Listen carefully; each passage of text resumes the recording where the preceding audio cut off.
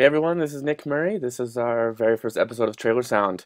Um, Welcome. I've got headphones on here, as you can see, just so we don't get some feedback with the speakers here. But wanted to welcome you all. Thank you for tuning in. If there's any technical glitches, again, it's our first episode, so just bear with us. If I click something wrong and we go offline, just hold on, and we'll probably be back on soon. Today's episode is brought to you by Cinesamples. These guys make excellent products. Check out cinesamples.com and check out their Cineperk library and Cinebrass, Cinewinds. I use all that stuff. In fact, I just did a queue yesterday morning for March Madness and used a bunch of their stuff on it. Used a Cineperk and Cinebrass on that. So today we've got a totally awesome show. I'd like to introduce them in just a second, but before I get to that, we're going to show you here. Hold on. Some of the stuff that they've done.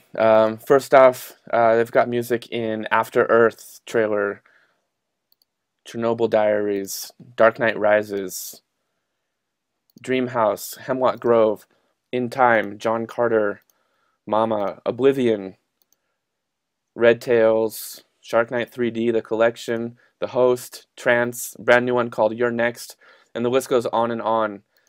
This is Jode, Steele, and David Wainwright. How's it going, guys? Good. Hey Nick, how's it going? I'm doing great. So, Verbal Vigilante. Yep, that's us. Excellent, excellent. Can you guys tell us a little bit about yourselves? Just a brief introduction, maybe your name, or I guess I just said your names. A little bit about your company, how long you've been composing, how long your company's been around, stuff like that. Cool, yeah. Right, so, well, Jode and I met when we were quite young, and we started writing music together when we were about 14. We were in bands and we did all that. And we used to busk on the streets of York. Yeah. We used to sing all the Beatles classics and all that kind of thing. And we went to study music together at uni. And it was sort of while we were there that someone offered us the opportunity to write some music for something. It was for a theatre production. And we did it and we loved it. And we thought, hey, maybe we could sort of make a career out of writing music for media. So that's kind of how we set up Verbal Vigilante in the first place.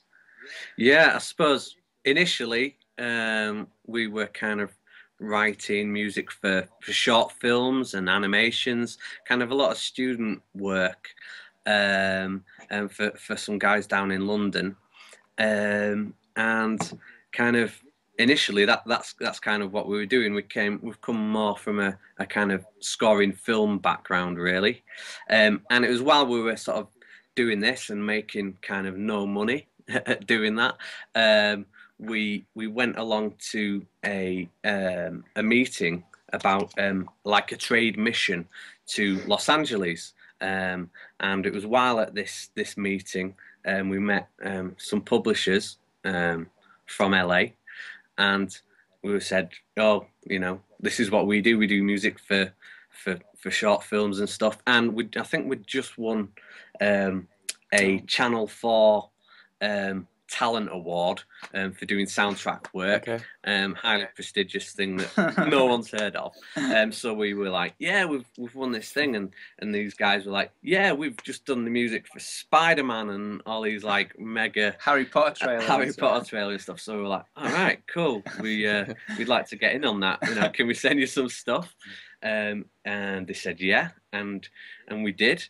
And then from there we kind of built up a relationship, and they said, well, maybe you'd like to get involved in an album, and that was it, really. That's how we got started as kind of in the trailer world. Yeah, so that was about 3 years ago now that we did that. So we've been going like on the trailer stuff for about 3 years now. We set up Verbal Vigilante 2005 officially. Yeah. Okay, so when you were writing for that other company, were you still called Verbal Vigilante, or were you just composers writing for this other trailer company? Well, we kind of still are just composers writing for the other company. Verbal Vigilante is just our umbrella kind of business name that we use and that we compose under. So some people sort of refer to us as Verbal Vigilante, and others just like Jode and Dave. Okay, so. Great. And while we're on that topic, explain the name Verbal Vigilante. What's I mean, it doesn't ring trailer music to me. Yeah, I know. Yeah, it's one of Which is fine. Just, you know, maybe the viewers will want to kind of hear that story too. It's a bit weird, isn't it? Yeah. Yeah, it's completely random name. Yeah. When we were younger, we used to do these kind of weird sort of. We had a massive, you know, camcorders were like the size of a house. Like a big VHS. Used to do these like random comedy things with another friend of ours called John Senior back in the day, and we called ourselves the Verbal Vigilantes, and we used to just like kind of drive around the streets, or get John's mum to drive us around the streets and just kind of shout things at people, really. So the name stuck, and we were like, when we started out, what should we call ourselves? You know, going up to the bank and going, oh, we're going to set ourselves up as a business. What should we call ourselves? Oh, Verbal Vigilante Music, that'll do. So it's kind of stuck. Yeah, it just stuck. It just stuck. Yeah, and then you gotta go with it, you know. Just to be clear, we don't shout at people in the street anymore unless they really deserve it. Unless it's requested, we can still do that. You know, for a decent amount. Did you ever use any of that in your trailer cues? We should do. You like record yourself screaming or shouting, like as a throwback. Yeah. Yeah. Watch this space. Yeah, exactly. So your studio is near Manchester. You were telling me a little bit earlier. That's right. Yeah, we're northwest England, not far from Manchester, and our studio is the top floor of my house here, which we converted when we moved in. Jode and I converted it, and we built out some stud wall partitions, and we soundproofed it all out. Yeah, we've got a really nice space to work in up here. Great. And what do people there say when they ask you, hey, so Dave, what do you do for a career? Jode, what do you do for a career? And you say, I do trailer music. What's the normal response? Because I get those questions all the time, and then it's like a 10-minute conversation just to try to explain the whole process of, you know, movies versus the music and scores and. Yeah, no one gets it, no one understands it, and it's I don't know, I think it's a fairly simple concept, but when you first say, oh, you know, I've done the music for this trailer, or a bit of my sound design was used in this trailer, they're like, oh, so you do the music, you're Hans Zimmer then? And it's kind of like, no, I don't. Just say yes, just say yes, man. Well, that's it. You either talk for an hour about the intricacies of placements and what that means and the concept of trailer music, you know, as an industry, or you just go, yeah. My brother says he started to use it to try and get girls, though, saying that his brother writes the music for the Dark Knight Rises and all that. So how is it being so far away from most of the movie scene, say LA or, you know, even New York, but mostly LA? Does that create any challenges, or are there any benefits to that, or it is just what it is? I suppose we've never known any different, right? So, and we work with publishers like in the UK and in the States. So, I suppose nowadays there doesn't seem to be a lot of negatives attached with being where we are, as long as you've got some decent broadband, and yeah, we can just send stuff over the net quite quickly. I suppose the only thing, well, something that came up the other day when we were chatting to one of our publishers, and they were saying how one of the writers over in LA, they had some bespoke music. Sorry, they had a cue, but the trailer house wanted kind of a amendment to it. You know, kind of like, can you make it more hybrid or make it more percussive, something like that. And he was able to go down to the trailer house itself. It was just kind of down the road essentially, and literally have the music supervisor or the editor over his shoulder,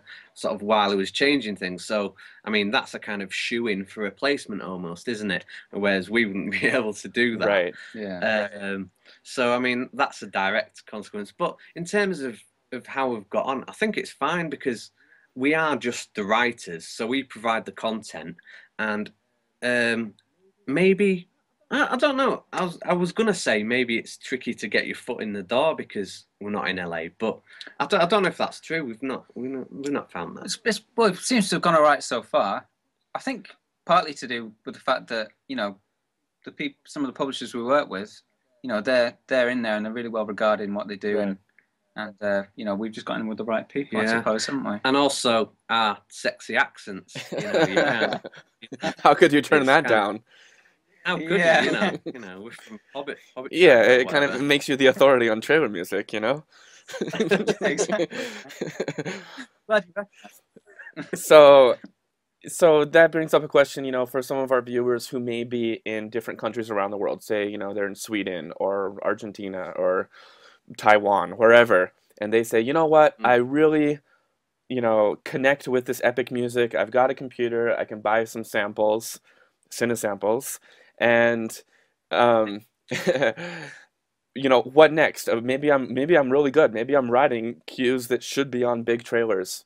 How do you go from that stage? Maybe you're not maybe it's not your first day as a composer. Maybe you've actually, you know, you're actually pretty good after a couple of years of working on your craft. How do you go from that stage to now actually getting it in the hands of a trailer music supervisor, an editor, or a publisher that's going to do that step for you? From your experience. I think the old adage is that good music will always find a home, and that these trailer houses and production companies, they're always looking for new quality composers who can write really quality trailer music. So if you are that person and you have got those skills, then, you know, you need to be sort of starting to approach them with your tracks, with your SoundCloud links or whatever, and just saying, check this out, and they'll all be willing to hear these demos. It's not the sort of same thing like it used to be, where you just send a naff CD out to hundreds of people. Now you can actually go online and quite easily pinpoint the people that are going to be right for the type of music that you do write, I think. And that's another thing to be conscious of, isn't it? That there's so much different types of trailer music out there, and that you need to sort of pinpoint those production houses, the libraries that are maybe wanting the type of music that you're writing. So you need to be specific, don't you? With it? Yeah, I'd say do not send out a mass email to, you know, do not collate a big list of trailer houses or publishers, and, you know, and then send out a mass email. That will not work. As Dave touched on, I think the kind of social media thing is great now for writers and stuff in our industry, because you can see that someone's literally online. You can sort of send them a quick message or a tweet or anything like that and say, hey, check out this link, and you know that you've got their ear for that second. You know, if they have got the time to have a listen, and you say, hey, I've done this, I've done that, or, you know, I'm interested in writing this kind of music, and if it's the right thing at the right time, they can listen straight away. Whereas sort of, you know, a few years ago, you would have to send out a CD, and it'll just, I don't know, just hit the mat, and the next thing might be in the bin, kind of thing. So at what point in your in a new composer's career can they feel comfortable in sending that track? Say they're on Facebook and someone they know that's in the industry, maybe it's you guys, maybe they see that you're online and they say, hey, could you guys just check out this cue for me? And they don't even know if you're, you know, taking demos or anything, but maybe some valuable feedback for you to listen to it and then give them some comments. At what point, you know, is there a threshold that maybe you're starting out and then you get to that point where it's like, okay, actually that's good stuff, let's take a listen to it? If you're a new composer, does it take a couple years? Does it take, like, maybe you've tried? Because I get stuff all the time, and I'm sure you guys do too. That someone wants advice, and I always try to listen to it. I always pull it up. I'll give them, you know, a quick feedback. And the quality is all over the board. Some of it's really good. Some of it's like like, you know, hey, you got a few years, buddy, you know. Any comments or thoughts on that? It's a tricky one, that, isn't it? Because like it's so knowing. accessible now. Can you Yeah, shoot that's it. yourself in the foot by sending something Yeah. too early? Definitely, yeah. Yeah. You need to do that thing of referencing what you're creating against what you're trying to aspire to create, don't you? And you need to really be conscious of that and know that, trying to understand where you are on the ladder. And you know, it's no bad thing to say, right, yeah, I'm on the first rung of this ladder. I need to get up to the, you know, rung 10 or whatever. At some point you need to sort of understand that there's a lot more people out there who've been doing this for a lot longer than you have, and that they're at the top of their game and they're better than you. So you need to keep aspiring to be as good as those people, and keep like listening to your stuff and listening to their stuff and thinking, right, why does that sound better than mine? What do I need to tweak? And it is all about spending time and putting in the hours, I think. Right. With any sort of music. Right. I think you've got to kind of be quite tough with yourself in initially, because you know, you've got to know how to critique your own work, which is like really difficult, I think. Yeah. But I think a good trick that we've found, as well, we still use it now, is that first listen is really important. So say you've been writing a track or a bunch of tracks for a couple of days, or, you know, let's say you've been writing a track for a day and then you think the mix is cool, you've been working on it for hours, and then you come back the next day or a few hours later, and I think that first listen, trust your instinct and go, and if something sounds wrong or not quite right, then it isn't. I think that's kind of a specific kind of listening technique to use, that we find that really easy. And just go, if it's not right, you have to change it. Don't it won't, it's not good enough. You won't get sort of anywhere if you think, oh well, that'll do. It's that first impression thing, isn't it? Yeah. And you have and you talk about going back and making those corrections. If something isn't quite right, really being nitpicky and getting in there and fixing it until it's right, until it's done, until it's perfect. Because someone else will notice, you know, and they'll just be like, oh, okay. And if it is something that's really obvious, then as you say, it might not be the time. You might need to spend more time, and I mean months or like a year or so before you can sort of proclaim to be a Thomas Bergerson or whatever. You know, everyone kind of thinks, oh, we'll get a few sample libraries and bosh, I can write that kind of stuff, and it doesn't work like that. You know, I liken it to like picking up a guitar. Samples and stuff are accessible now, but a guitar has been accessible for years and years and years. Just going to the music store and buying a guitar is not going to make me Eric Clapton. You know, it's going to take years and years and years of working on it every day. So that being said, let's hear some of this amazing music now that you've talked yourselves up, guys. So we've got a couple cues here. We're going to play... let's jump right into a trailer and give the viewers something to watch here. So we've got the Your Next trailer. Anything you want to preface about this one before we play it? Your Next trailer. The main music track on this is Lou Reed. It's not us. Okay, so tell us what you contributed here.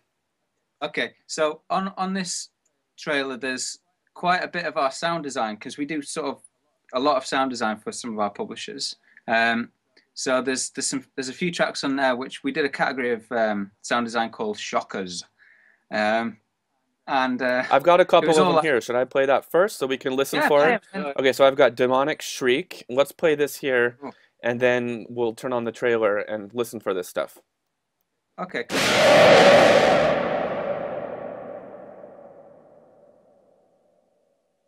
You guys probably didn't hear that, but yeah, because you're not, watching the stream. Was it scary? It was scary. It sounds like a... That was you yelling in the background, wasn't it? Okay, then we've got one called Blood-Curdling. These are the shakas.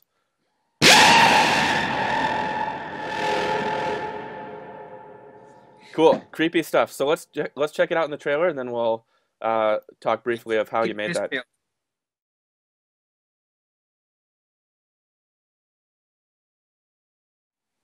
Awesome, guys. So we're back with you here. So were those? Yeah, it's crazy. That's awesome. I love that. And then that's your sound design over the top of that song at the end. Yeah. Did you hear it? Because we couldn't hear it at this end, but No, I can't hear it right now, but it's broadcasting, Oh, so you- I've yeah. watched it a few times. It kind of like they intersperse it, and they keep using those shockers to break up, you know, at the edit points basically. So they license 3 or 4 of those, and they're kind of just sprinkling them throughout the trailer.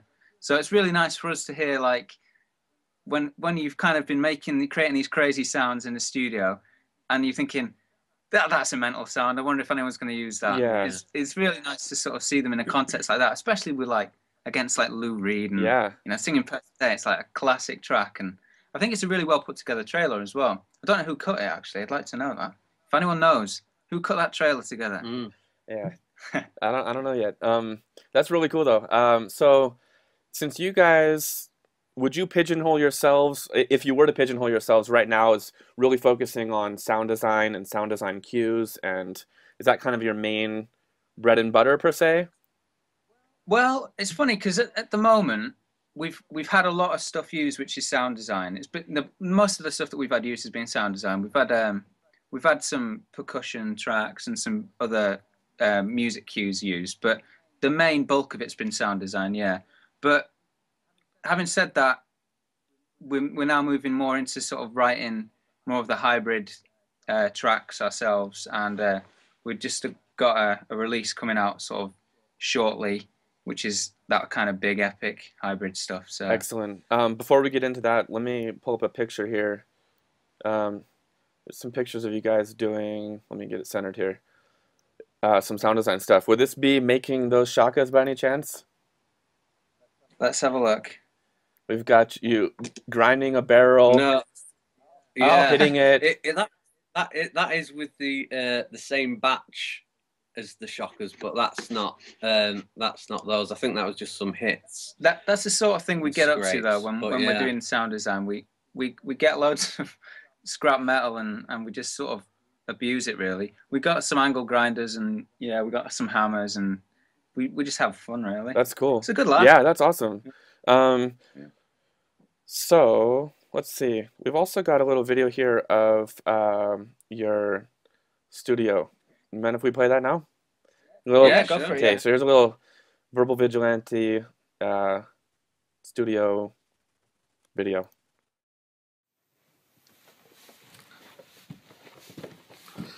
Okay, welcome to our studio. This is Verbal Vigilante HQ. Hi guys. That's Dave. Hi Dave. That's Parsnip, our studio cat. Hi Parsnip.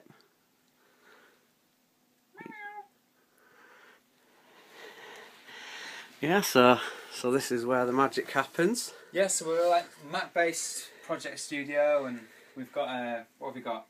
A really simple setup. We've got an Apogee duet, and out of that it's going to the mixer, and then we've got a couple of sets of speakers. We've got the little triple P pyramids that we use. They're like our little grot box speakers, and then we've got the Behringers, which we've had since we like started out about 10 years ago. So we're due for an upgrade there. Jode's got his MacBook Pro as well for when he's working around his place. A couple of sets of decent headphones. What are our headphones, Dave? They are Sennheiser HD 650s. Cool, they're really good. We love them, don't we? We do. And then we've got all our guitars, obviously, because we started as guitarists. So we've got a plethora of guitars, and our little Marshall half stacks there, which again we've had them for yonks. They don't get too much action now, do they? They still get a bit there. Yeah, we like cranking them up and stuff. Our mic.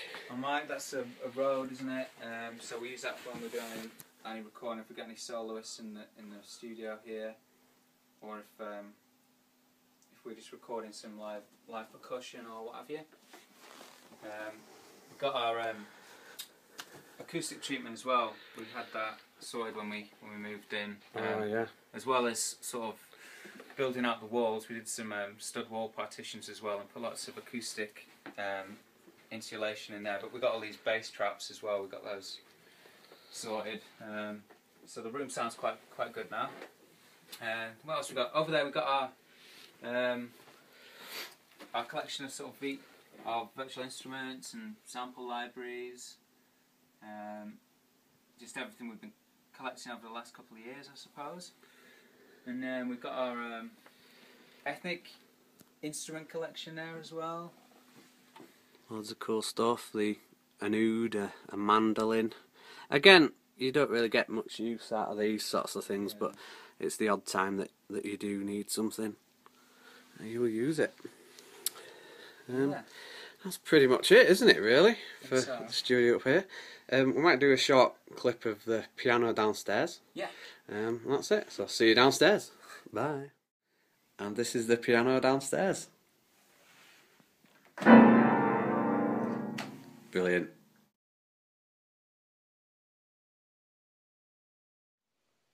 Awesome. Nice finish there, Dave. That's great. So I'm guessing that's going to be part of your next hybrid album? Yeah. Okay. Yeah. That's top secret. So speaking of hybrids, I've got a couple brand new cues here that we just got excerpts of them. Continuum and Replicant. Yeah. Now, these sound really cool. Again, they're just snippets of them because these are brand new cues, guys, and these are totally unreleased right now. Let's go ahead and play Continuum. This one's really fun, and then give you a chance to talk about this a little bit.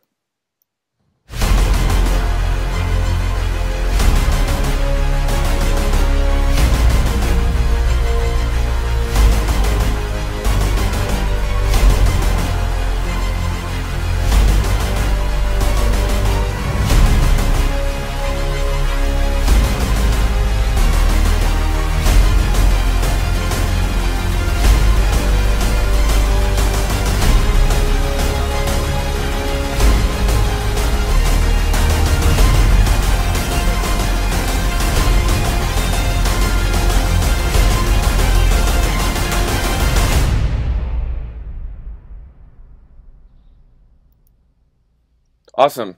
So definitely really kind of ballsy, aggressive cue there. Yeah. What kind of release is this going to be for? And do you know who it's going to be released through, what publisher and stuff like that? We do, yeah. We can't say at the Oh, moment. top secret. Okay, no problem. Yeah. Sorry to be cagey. It is, yeah. We'll say everything apart from that. Yeah, we're not allowed to say really, but yeah, it's going to be. We can't wait for it to be released. There's a bunch of tracks, and yeah, it's going to be really good. And like you say, they're all like full on, really kind of ballsy tracks. Yeah, it's been really good writing those. That's been fun. Yeah, it's great fun writing that kind of stuff because it's very hybrid, so you get to crank out the synths. And so do you guys, in your writing process, will you, Jode, will you start a cue and say, hey, Dave, check this out. I got this great string riff that I want to try out. And, hey, maybe you can do some percussion on this. Is it a collaborative effort? Or would you be working on one cue, he'd be working on another cue, and you'd kind of submit like that individually? First way, more so. It's kind of how we've always worked. One of us will bring something to the table, and then we'll work on that and see where we go with it, and get some fresh ears and say, hey, what do you think of this part? Maybe it could do this, that kind of thing. Yeah. Yeah, I'd say it's pretty much a full-on collaborative effort. But then, I may sort of leave the studio and David continue, and then in the morning he'll be like, check this out, and oh, that's really cool and stuff.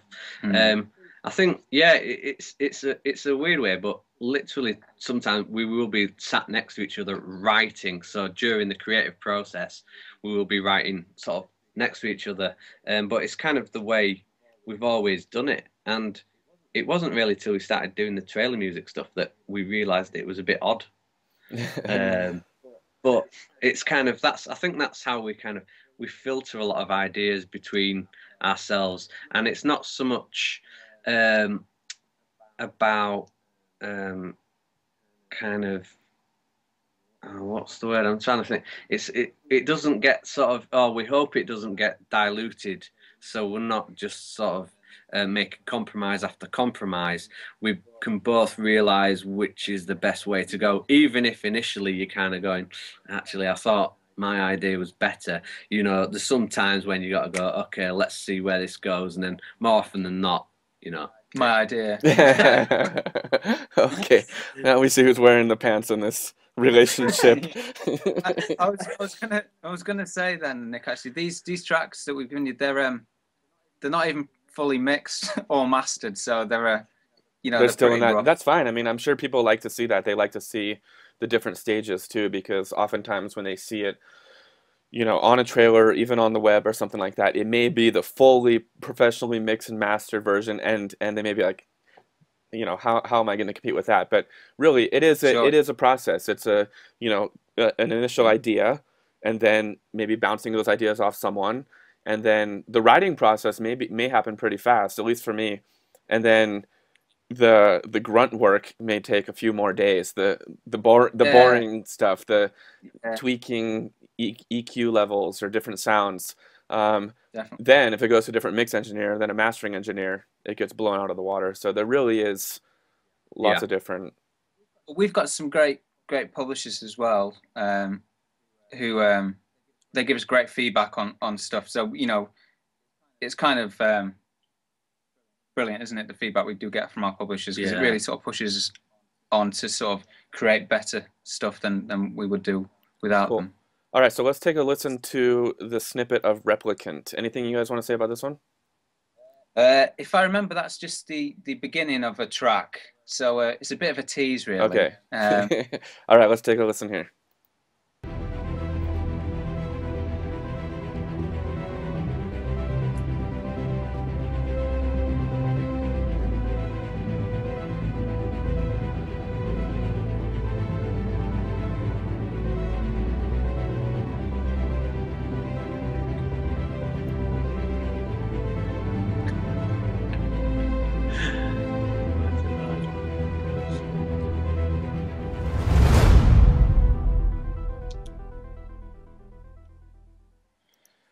Yeah, that's totally no fair. I want to see. I want to hear it blow up. I can tell it's just gonna hit you hard right after that. We realized we were sending you those tracks. We realized we were playing it, and it's like, oh no, we'll play a bit more. And it's like, no, because then you know what's happening, huh?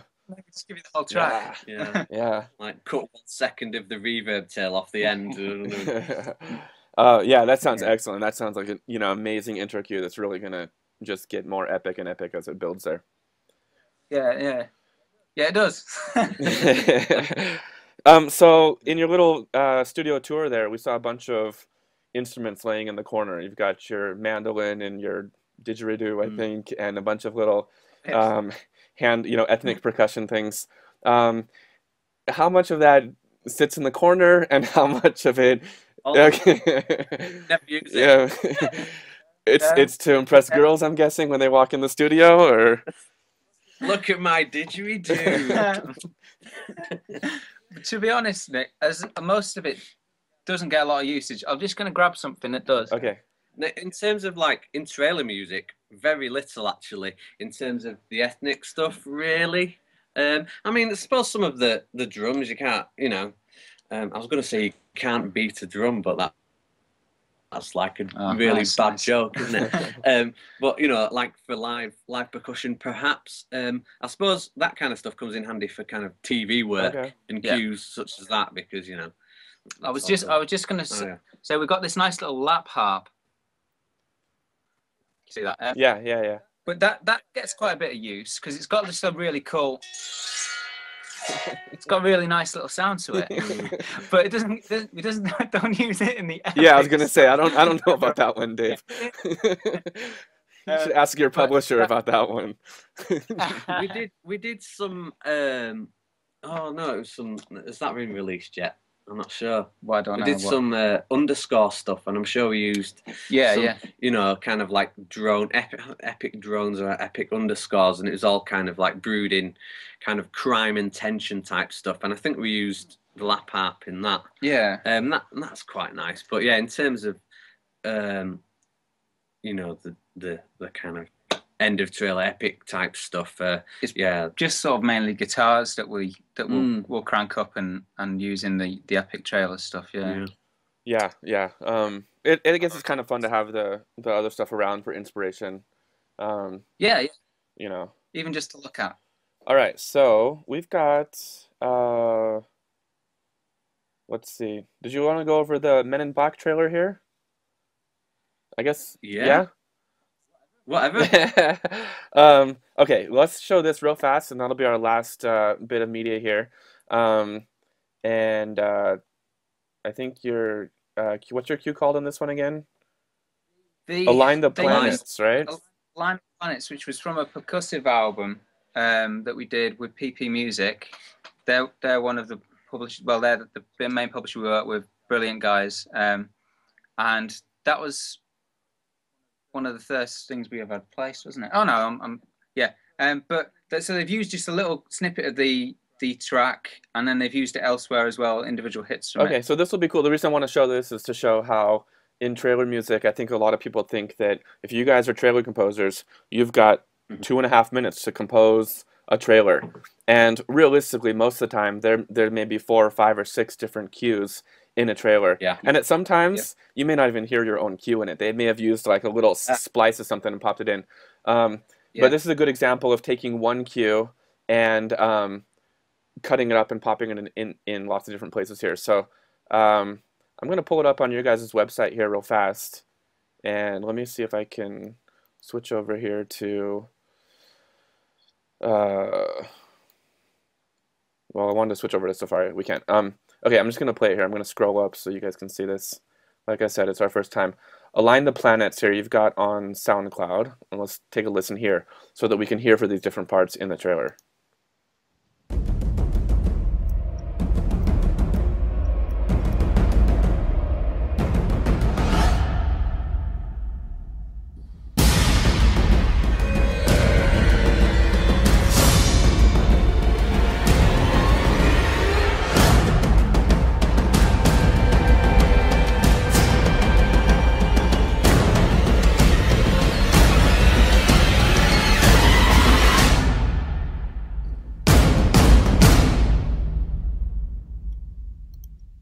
Awesome. Okay, here we go. Men in Black 3 trailer featuring Align the Planets.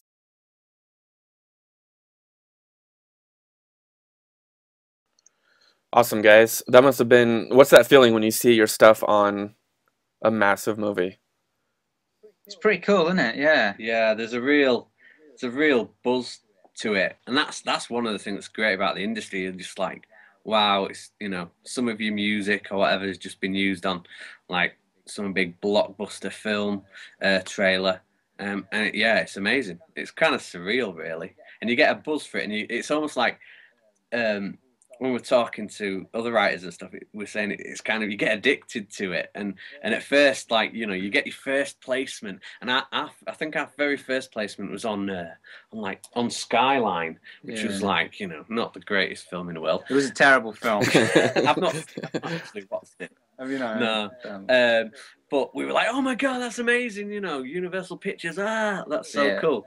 And then, you know, you're okay for a couple of months or something initially. But now it's kind of a case, you get a placement and then the day after you're starting to get a bit itchy again. And you want more. You just want more of it, you know. Yeah. Well, we've got a couple questions here from Facebook. This one's from Lawrence Schubert. He says, I used to write production music for one of the bigger labels, and in those days, everything was handled by them. Then the internet changed so many things for the distribution of music. For newer composers and older who have a stock of tunes, what would your advice be for getting their music in front of the right people? We kind of already talked about it a little bit, but... Yeah, I kind of said earlier. It depends on what the stock tunes are, really. Do your research, and as we said earlier, the social media, you know, you can pretty much every publisher, every kind of library has either got a Facebook page or a Twitter account and things like that, and do your research that way, and just approach them with your tracks. Say, hey, I've got a bunch of mandolin tracks. I've noticed that you do kind of ethnic style music, but maybe, you know, you've got a gap in the mandolin section of your library. Would you like these? That's kind of a good way to do it. Because on one hand, you don't want to approach kind of a big full-on epic trailer publisher with a lot of mandolin tunes, because they're going to be like, yeah, I don't think the trend has come around to mandolin music quite yet. But then also, you don't want to approach someone who purely does mandolin music and has 70,000 tracks of mandolin, you know, because you're not going to kind of appeal to them. So basically what you're saying is go out and buy a lap harp. Exactly. Okay, gotcha. No. I got it. Okay, next question. Should trailer music be 5.1 these days, or is stereo still the norm? Well, in our experience, stereo is still the norm. Certainly, all the stuff we do is in stereo, and it's delivered to our publishers in stereo and mixed in stereo.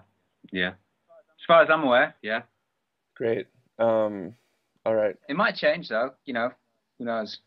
Yeah. You know, it depends on the project. You know, I guess the question was for you guys, but I'll chime in here a little bit. I've done orchestral stuff before where you are recording a big, huge space, and you want to recreate that in the movie theater. So you will have a surround version of that, so you can have that full ambience for the movie theater. For sound design stuff that you're doing in the box on your computer, stereo is fine for that. So if you're trying to get into this and you're like, man, I don't know how to do stereo or surround, don't worry about it. Yeah. Especially if you're trying to get your music to people, because they're going to be listening in stereo. All right. So before we finish up here, we've got a quick fire round. So I'm gonna fire off a one word thing, and you guys just tell me your quick answer here. Okay. Let's talk about samples first. Strings. Strings. The one word's not going to do it, is it? Because Synphobia, action strings. wait a minute. 8-Dio. Yeah, 8-Dio. Adagio. Spitfire. There you go. Okay. There was a few. Okay. Brass. It can be. Cindy Brass. Okay. Excellent. Yeah, they'll be glad of that one. Again, Synphobia, Spitfire. That's about it. Are you a fan of layering sounds to kind of think? Okay. Yeah. Stack them up. Percussion. Cindy samples, of course. 8-Dio again, or tone hammers used to be. Sound iron, all that. Cool stuff. Also, we got Storm Drum. That's a classic, still usable. Live, Superior Drummer. That's quite cool. Oh yeah, Damage as well. That's a good one. Oh, Damage. I'm using that one a lot right now. I love that one. Yeah. That's awesome. Yeah, it's great for when you don't have time to bang on a barrel. Yeah. You just need that big nasty hit. Okay.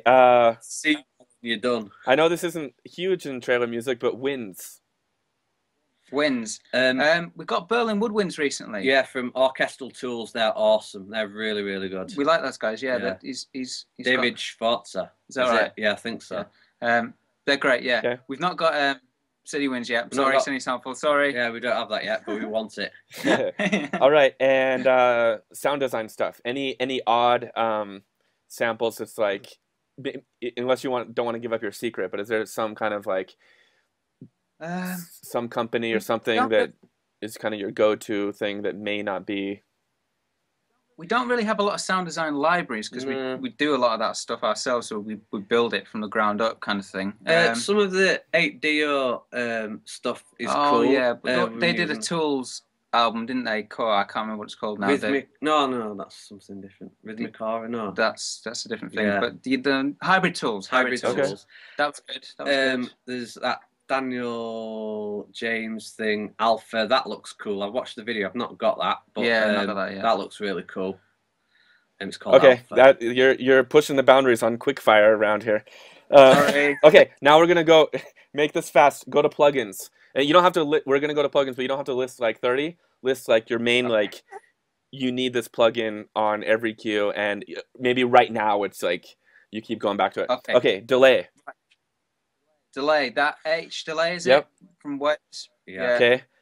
Distortion. Ooh. Ooh. Oh, Wait a minute. I'm gonna go old school. Bit Crusher. Oh, the one in Logic. Yeah. I use that thing all the time. I love it. It's awesome. Yeah. That was it. I got a really good distortion of a day. It was a freebie. Driver. Something. Driver from it's Native Instruments, I think. It was a freebie. I don't know if it's still free, but it was yeah. great. Okay. It's a great little distortion plugin. Reverb. Quantum Leap Spaces. Yeah, we use that a lot. Which preset? At the moment. There's I can never remember the names. Okay. They need to do some more actually. They do. They're They watching do. some more. But there's one which is like some of the bigger. I like some of the Berlin ones. You know, there's this guy who's done them in Berlin of some cathedrals, like 6-second Berlin cathedral, and also there's like 7.5-second digital something or Those other. long I like that tails. Okay. Yeah, really spicy, but not washy. Yeah. Okay, we got a few more here. EQ. I love that Waves again. That Puke Tech EQ was it 1A thing? Yep. Love that. Oh, yeah, I like the CLA. I can't remember what it's called now. But again, that's in Waves. yeah. Great. 3 more to go. Compression. What Joe was saying then about the CLA. Okay. You know, the emulation, the 2A emulation. That's great, and all of those Waves ones again. Yeah. Okay. What would be your go-to plugin flavor of the month? Just like you're popping it on everything, like there's no tomorrow. Like if you had to go to a desert island, you need to bring this one with you. I think T-Rax maybe. You know, for that classic, just sort of adding a bit of like extra warmth or oomph to stuff. All right. Maybe. That's pretty old school as well. T-Rax. Yeah, like the limiter on that's pretty cool. Although maybe actually going back to it, if you've only got one plugin, it probably would be like a reverb, so like Quantum Leap Spaces or something like that. Cause okay, you can only pick one. You already answered. All right, last one. Last one. Mastering. What is there something you're putting on your stereo bus? Well, we don't. Okay, when we do mastering, because we don't do the mastering for the trailer stuff. Leave that up to the publishers and what have you. But if for telly, when we do that kind of stuff, we use for mastering again Waves. You know, like the L3 Ultra, whatever it was called, the Ultra Maximizer. That's the one, and they've got another one, haven't they? And the T-Rax again. Great. And play about with multi-band compression and think that I know what I'm actually doing when I don't. Yeah. Thank goodness for presets sometimes, you know? You're like, I don't know, it sounds good. Well, especially if you are doing TV stuff, you don't have time to mess around with 35 different knobs on a plugin. I love really easy plugins that just sound good and get the job done. Let me see if the flavor of the month in terms of stuff, we really just want a lot of outboard stuff at the minute. We're kind of like I don't know, it just seems to be the trend at the minute. I'm just like, I want to twiddle knobs for want of a better phrase. You know, it's all about outboard now, isn't it? Fully enough. Yeah. That's that toss-up, that age-old question. Okay, so we've got one more question here from Ustream. What's the favorite thing you do as soon as you run out of ideas? Make a brew. Do you know what we've got? Joe bought me for my birthday Oblique Strategies, which is the Brian Eno thing. There's a deck of cards, and he's got loads of silly suggestions, and I don't know why I mentioned that because I already have a look. Hey, at it, you know, inspiration can come from anywhere. Yeah, it's kind of. I don't know if you can. Yeah, we we can see it.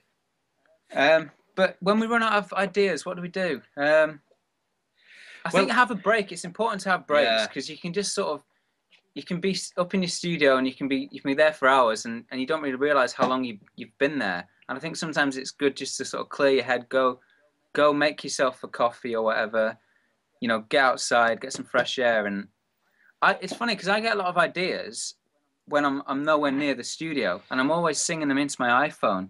And the other day, my wife had my iPhone, and she was scrolling through them, and she was just pissing herself because, you know, it's hilarious, isn't it, when you're going dan, dan, dan, dan, dan, dan, dan. Oh my goodness. Yes, that's, you gotta put your password on your iPhone. That can be dangerous for sure.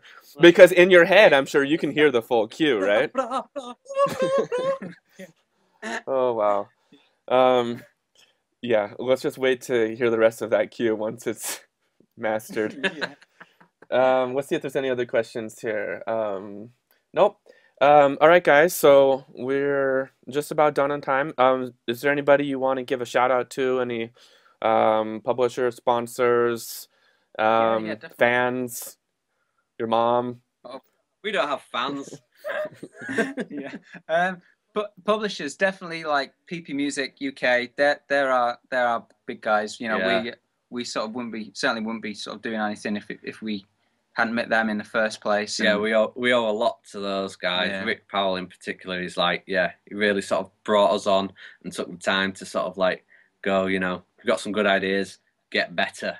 And so yeah, big up to Rick. Chris Haig out there. Oh yeah, our main man Chris Haig. We love Chris. You're doing an interview with him. Hey, don't let the cat out of the bag. Okay, yeah. Yes, we do have a great interview lined up for next week right here on TrailerSound. Another brother from the UK. Do you guys want to give a little introduction about your friend? Yeah. Chris is an awesome trailer composer. You'll definitely have heard his stuff in some big trailers this summer. But if we won't ruin that, because we'll let him talk about that. Yeah, we'll save that. But he's a good friend of ours now, Chris, and yeah. So he's a top guy. Great. Yeah, well, we'll have him on next week. Same time, same place, 12 Pacific on next Thursday. And well, we got one last question. We're sneaking it in here. Answer this in one sentence. How much time do you usually spend on a 2-minute trailer track? As long as it takes. Okay, great. I don't know. That's it. Shut up. Okay, well, you know, from my experience, I can write a cue in a day, but I may spend a week or two tweaking it, you know, and it depends. That's yeah, definitely, yeah. All right, guys. And last thing, where can people find you? Your Facebook and Twitter and that kind of stuff. Okay, yeah. So we've got a website which is verbalvigilante.com. Verbalvigilantemusic.com. It's as got well. both. Oh yeah, it's both. We've got both. Yeah, we're on Twitter, Jode_Steele, Dave Wainwright, and we're on Facebook. Verbal Vigilante Music on Facebook. Google it. We're everywhere. Google sexy Northern British composers, and we'll come up. Great, guys. Well, thank you so much. This has been totally awesome. We've already reached an hour. That went by really fast. Did it? So we'll talk to you soon. You guys want to come back on sometime? I'd like to thank you as well, Nick. Yeah, cheers, Nick. Yeah. Looks like it's getting glitchy just right at the right time. All right, guys. Well, thank you so much for tuning into TrailerSound. And next week, we got Chris Haig on the show. And we'll see you all next week.